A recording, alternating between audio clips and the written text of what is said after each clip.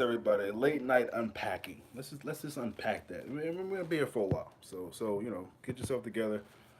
You know, make some time because we're gonna be into this for a while. Now, let's start with the positives. Clean sheet.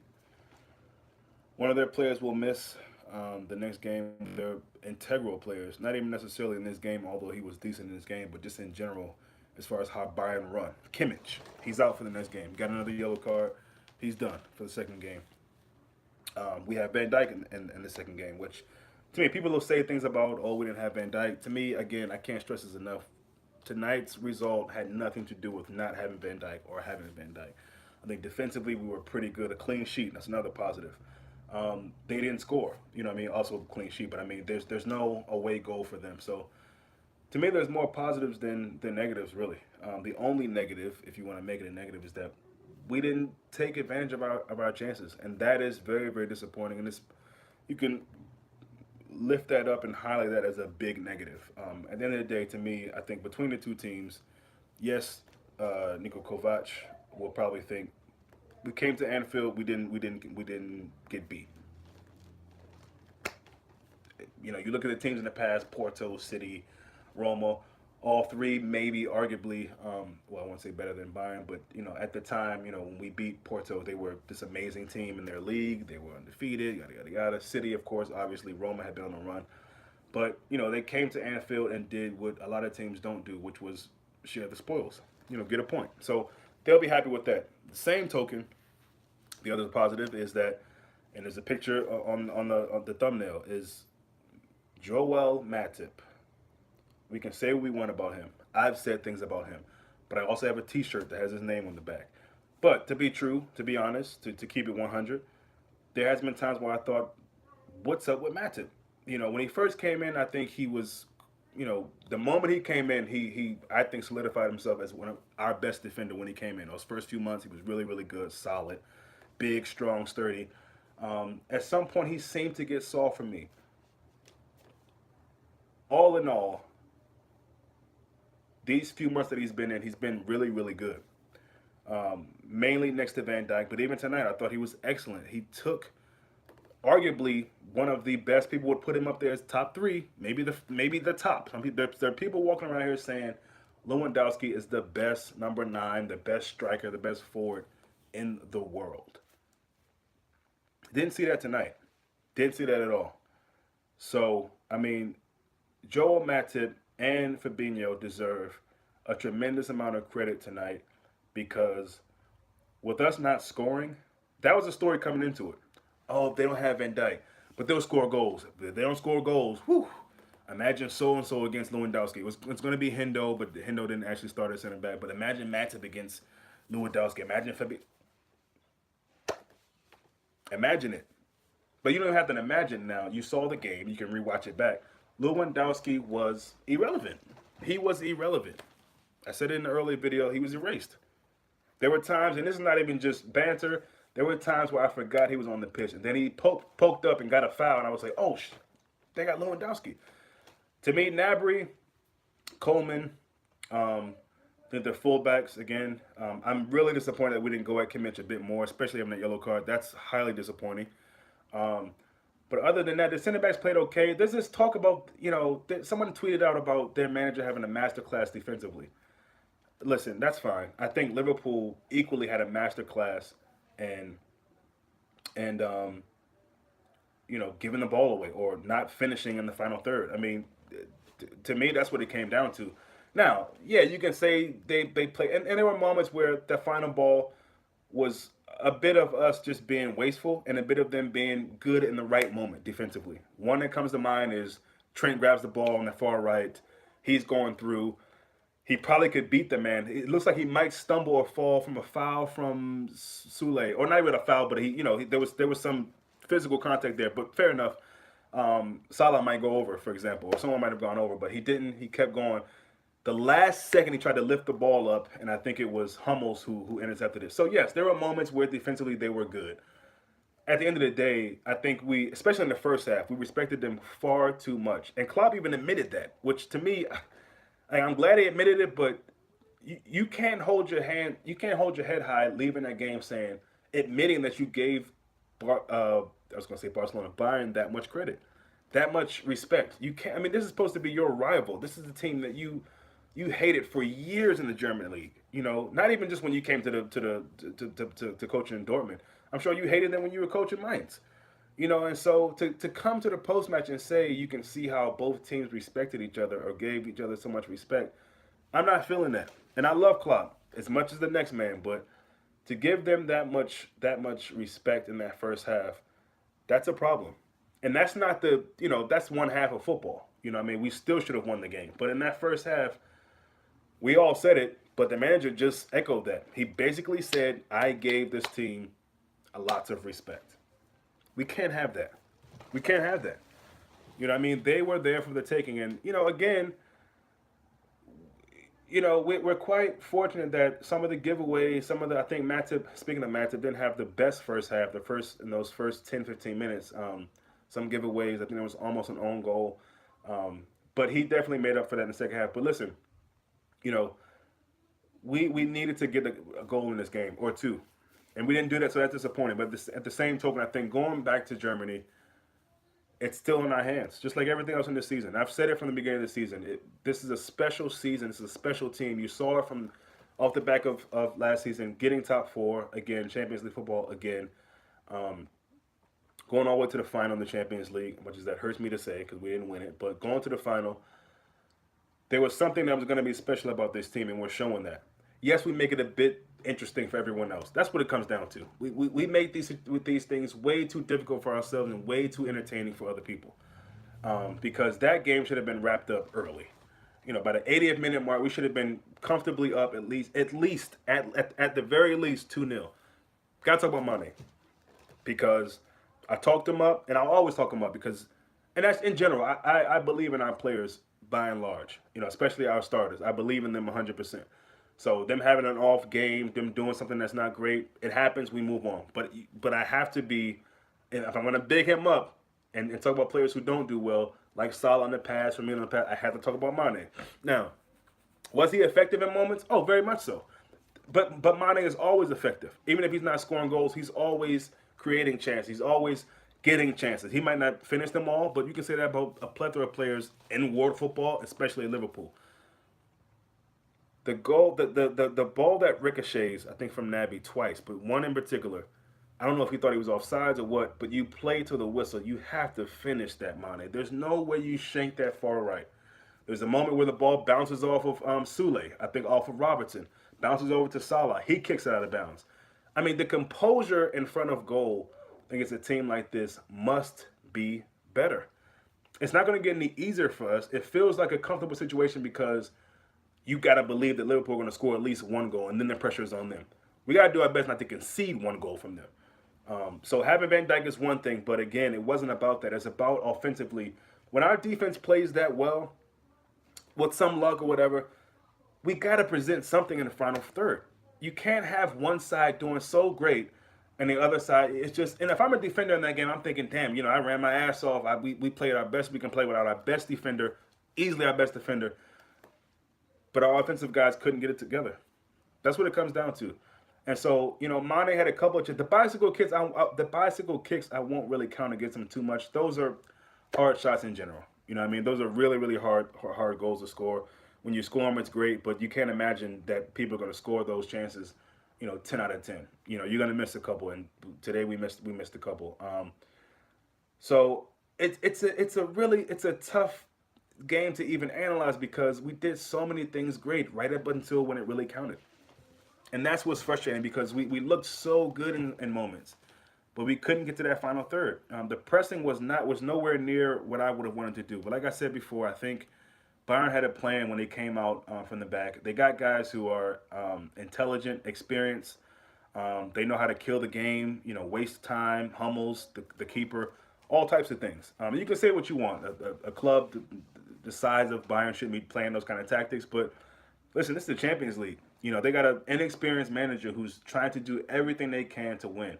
So I'm not going to bring that up as what helped them win the game. In light of those things, we still should have taken that game to them. We should have taken that game to them. And, I think this is probably one of the worst, if not the worst, performances I think personally from Robertson. Um, he wasn't really at it tonight, and I think Nabi or Gnabry or whatever his name is, the winger on the right side, gave him some issues. You saw there was times where Trent and him switched over, and Trent was on the other side, and Robertson took the flip flops out the right side, and I think so Robertson would be on the right, and then Trent would be on the left. They would flip flop that way a lot, mostly in the second half that I recall seeing. Um, and that seemed like something that we could work from. But we just on that left side again. I keep talking about it. Kimmich. On that yellow card, we should have went up down that side far more, far more. And it was just. And I said this at the first post match video I made just after the game. You know that left side, and when we get there were so many times where they'd be again Genie, Hendo, Naby, Trent, whoever, getting the ball on the break, 4 against 2, 5 against 3, and just give them the ball right back.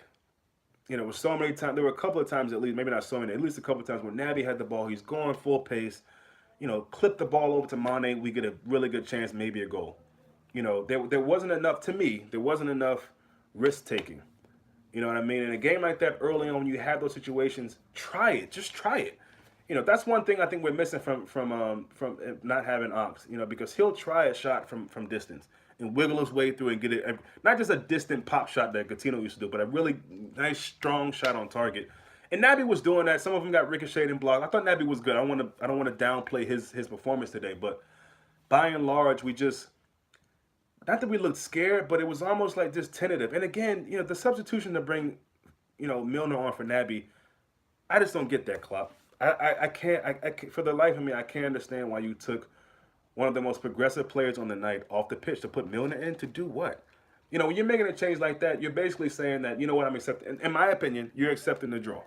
The Firmino one, I rate Origi, and especially when he's come off the bench, he's looked really good. He had some moments that we could have made better for him, or maybe he could have done better at. But that late in the game, it's you don't really expect a whole lot. But that sub for Milner on for Naby, and there's people who had the nerve to say that Milner came on and was better than Naby. I don't know what game people are watching.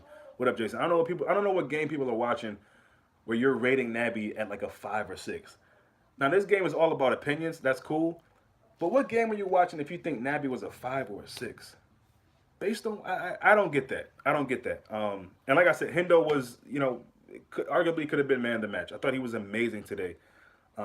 Picking up the slack when guys give the ball away, probably irritated as hell about that. But doing that, springing balls around with the quickness, whether it be, lateral or backwards, he was always doing things that I thought was constructive to get the ball forward ultimately.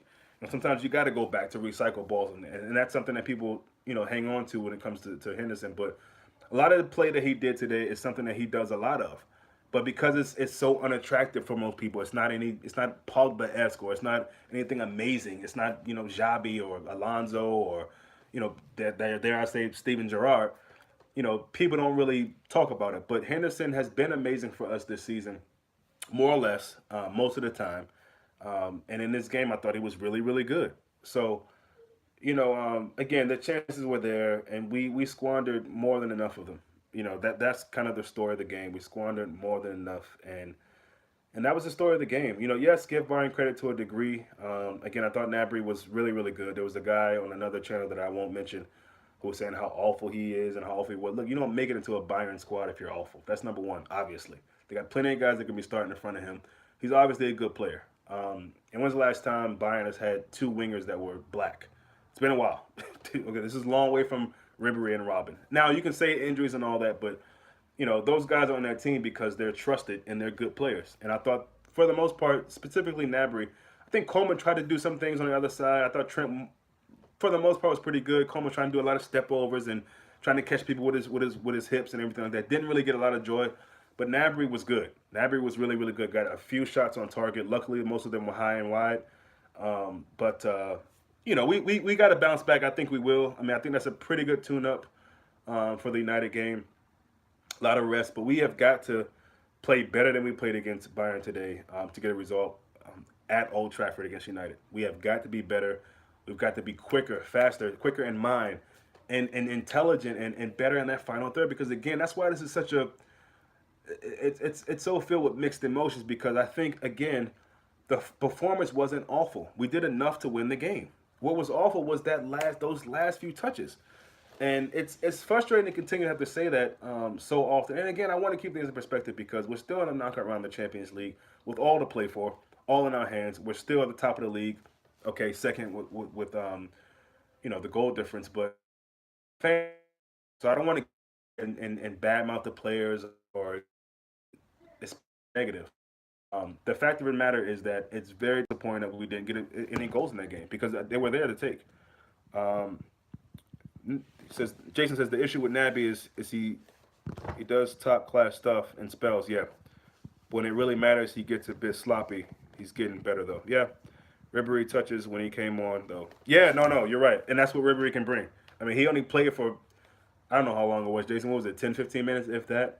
And I mean, the touches on the byline. I mean, on the touch line, like the fact that he was able to keep the ball in with two guys on him with ease, not any panic, just with ease, is incredible. But that's what we know that about Ribery. Um, and honestly, there was a bit of worry for me to bring on a fresh guy like that, but not only fresh in legs, but fresh in mind. Smart, intelligent. Really, really good, smooth football player, and plays at his own pace. That kind of worried me a bit, but again, I thought today defensively, besides those giveaways and close moments, and again, I'm so thankful that they didn't capitalize on those. Besides that, I'm so proud of the defense. Overall, the defense in general, especially the center backs, tonight were amazing. They were really really amazing. And again, Hendo was amazing. I think when you get a captain playing a game like that in a big game, that's something you got to big up. You got to big it up. I think Salah was pretty ghost like for most of the game. That might be harsh. I think he had some moments. Unfortunately, there was a moment there where Genie just gets in his way. I don't know what the hell Genie was doing there, but I mean, would Salah have scored? I don't know, but that's the whole idea. We just don't know. But now we'll never know because Genie got in the way. But I think by and large, Genie was decent. So a frustrating performance again. Overall, frustrating performance, but more so just that final third, not scoring those goals because again, that should have been easily 3-0, especially at the halftime. We should have had some goals. Also says we were worried how the defense was going to perform with Van Dijk.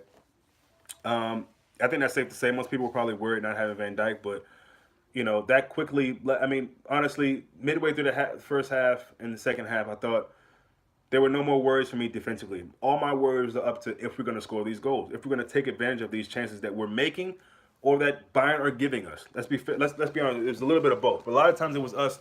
Because both teams gave the ball away way too many times. You know what I mean? Even Bayern did. I can't praise Fab enough. No, you're right. He's becoming a key player creatively as well as defensively. Very impressed. Yeah, no, you're right. You're right. And I think you said this in an earlier video that who would have thought by this time Fab would have been so far ahead of Naby. I don't think Naby's that far though. I don't think Naby's that far from Fab, in my opinion. But no, I mean what we're getting from Fab is incredible, man. Incredible. You think about losing Emery, who was one of my favorite players for Liverpool, and I haven't thought once about Emery. I couldn't tell you what he's doing for Juventus, what number he wears, what hair gel he puts in his hair, what city he lives in, what his favorite pair of jeans are. I couldn't tell you anything about Emery. I couldn't care less either. Fab has coming and when you get a player that does that because when Naby's coming in the summer. We got Shakir, we got the goalkeeper, but you start to wonder who's going to be that. Is it going to be just Hendo?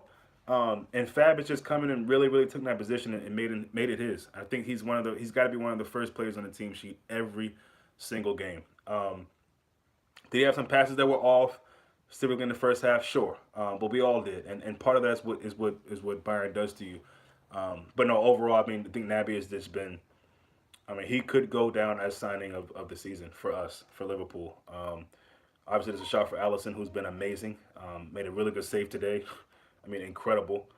Two really good saves, but one in that first half particularly was just incredible. I don't know how he's even gotten to that, but he did. Nabry had a shot earlier. I think it was Nabry, or maybe it was James Rodriguez. I can't remember. That's not his last name. James. Is it James Rodriguez? Is it James Rodriguez they have? I forget his name. The Colombian guy. But anyway, in that first half, even in the second, some of those curl-ins from corner set pieces were giving me the blues, man, because whoever that was putting in set pieces for them, they were incredible. I mean, great curve. I don't know how their center backs or players in general weren't getting to those. I'm glad we were clear on them because those were giving me nightmares, man. Literally, while I'm watching the game, I'm just thinking, man, they were just such great set pieces. I thought, I should say deliveries, balls in the box were just so great. So, um, but yeah, I think Allison had to stand up and be counted today. He had to, not having Virgil Van Dijk. We got to address the attacking third. It's way too unorganized. It's a free for all. We need a bit of order. Yeah, I mean, but that's kind of how we've been. But even last season, like even being free for all, we were still getting some, as you put it, organization. So I don't know what it is, bro. I don't know what it is, but it's got to be frustrating for Jurgen Klopp, as much as it is for us because the chances were right there. And yes, Bayern made some last ditch tackles and last ditch blocks and all that, but the chances were right there, man. And we just did boneheaded stuff in the last few minutes. So I mean, this is not going to be as long as I thought it was going to be. I'm at 20 minutes now. I would have thought it'd been more, but just in wrapping up, I'm not. It's it can't be said enough. This is not the worst result. It's nowhere near being the worst result. The worst result would have been them scoring a couple and us, and, us them getting a clean sheet on us with them scoring. That didn't happen. So it's obvious. There's not much I need to say. This doesn't take a expert tactician to tell you guys what it is. You saw the game. We have to be better in the final third. Also, that second leg could be tricky for Bayern. They have key players suspended. Second leg. Yeah, I said that in the front of the show, which is part of the positive. Kimmich will be out. That second yellow card rules him out of the game. I don't know who their backup fullback is. It's Bayern Munich, so I'm sure they have someone that can fill into that role. But yeah, I mean, Robin will probably be out again. Ribery maybe come off the bench again. I don't know. But at the end of the day, it's not really about them, who they have, who they don't have. It's just about Liverpool getting over the hump. I think it'll be tricky for both teams. I think for them to have their second leg at home can only be great. Just like we would feel the same thing. But I feel positive and optimistic and confident that we can get it. It would have been nice to get a goal or two, have some cushion, but they didn't happen. So it's a dead topic to keep bringing it up. We have got to go to the Allianz and play our best game.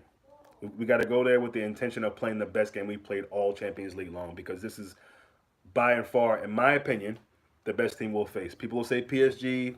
I don't think so. I think Bayern will be the best team, the most difficult team that we'll face. So yeah, overall, just if I had to give the team a grade on tonight, because the defense was so good and because there was some nice intricate play there, disappointing not to get the final. I couldn't give them anything more than I think a C, probably a C minus. It's probably the best I can give them.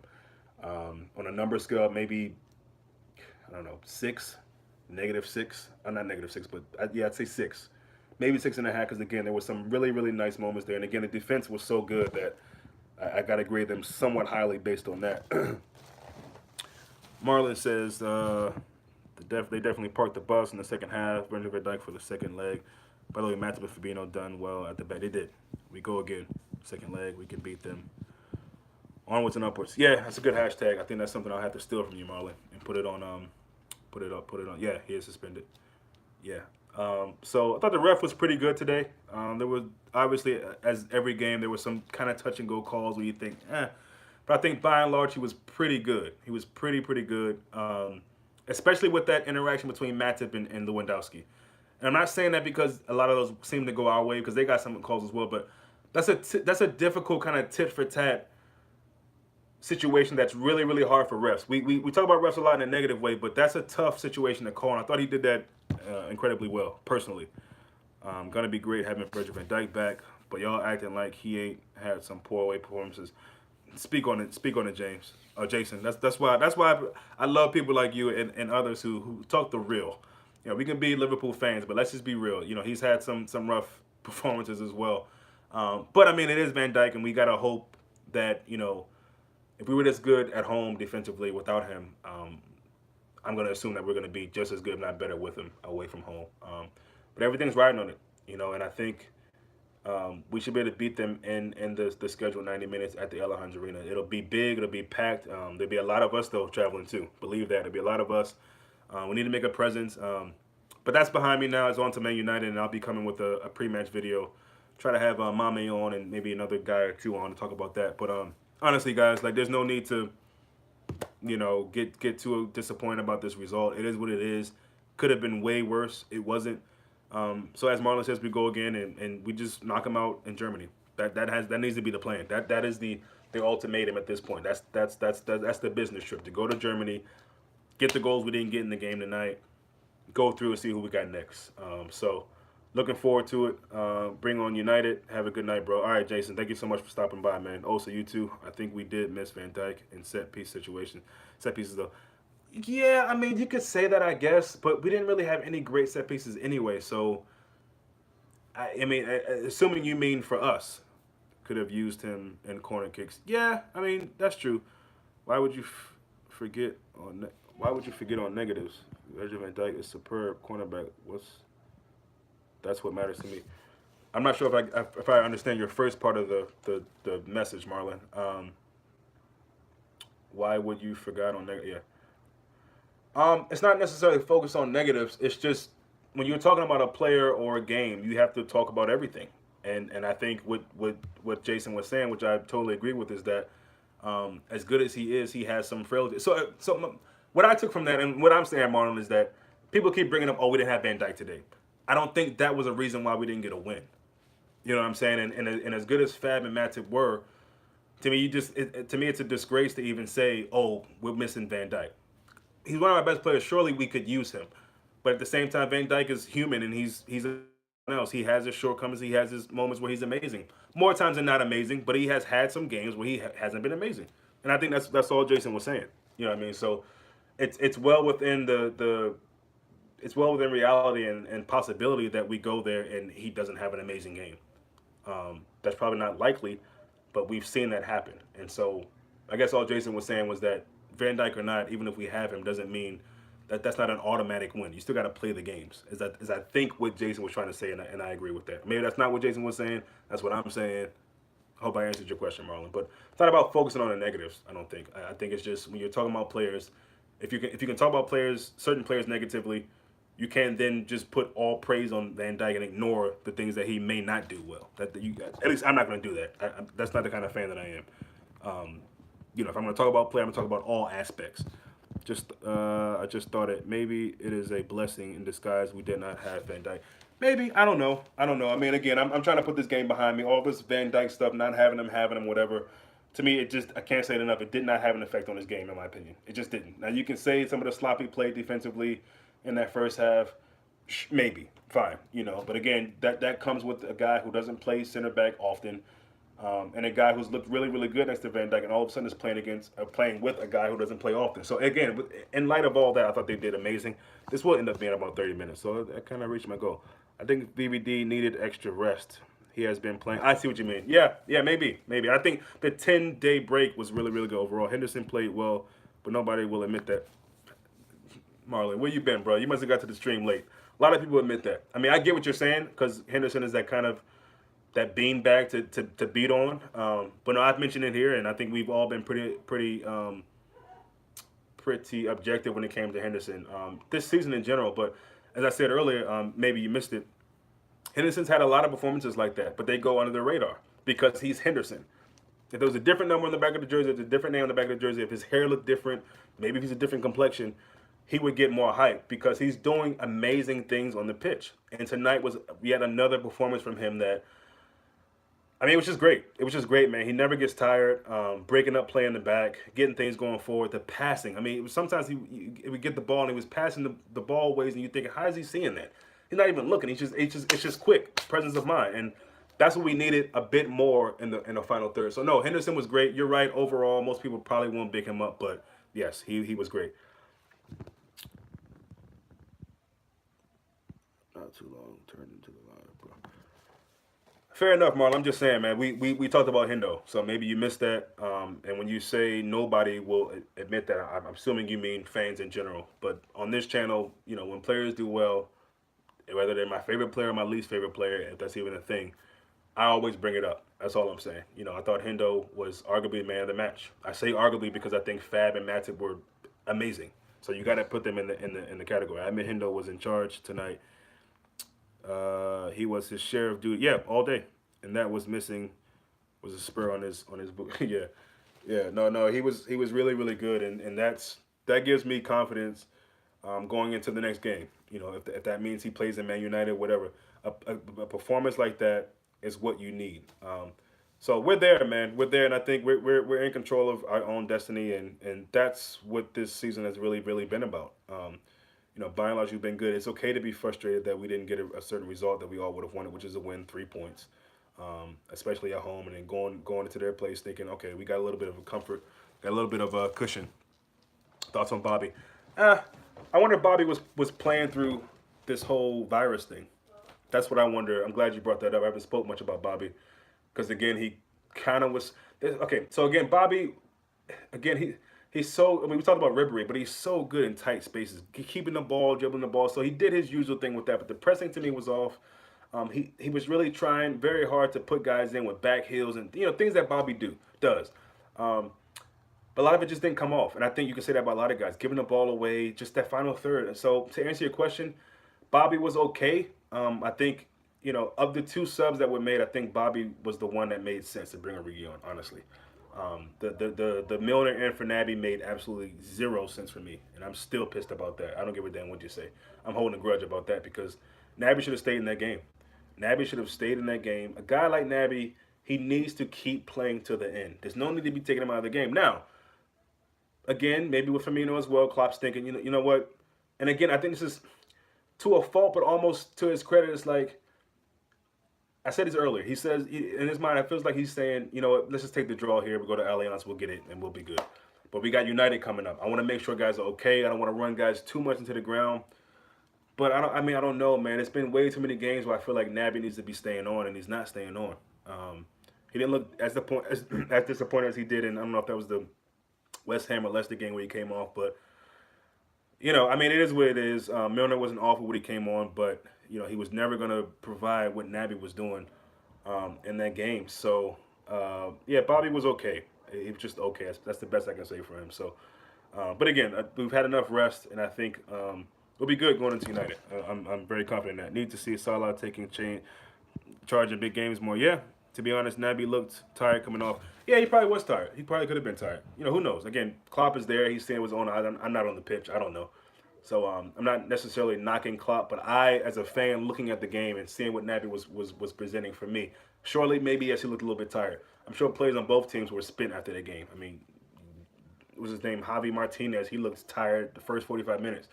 It was a slugfest. I mean, as far as energy spent and endurance and fitness, I mean, everything was at the top today. I mean, even some of the fans, you had to test your endurance and all that. But, I mean, it was a tough game for both teams, and I think both teams were probably really equally tired, at the end of the game. So, but yeah, I would have preferred to see Naby stay on the game. He didn't. No big deal. We got to just get organized and get together and have a better performance, I think, overall. And more so just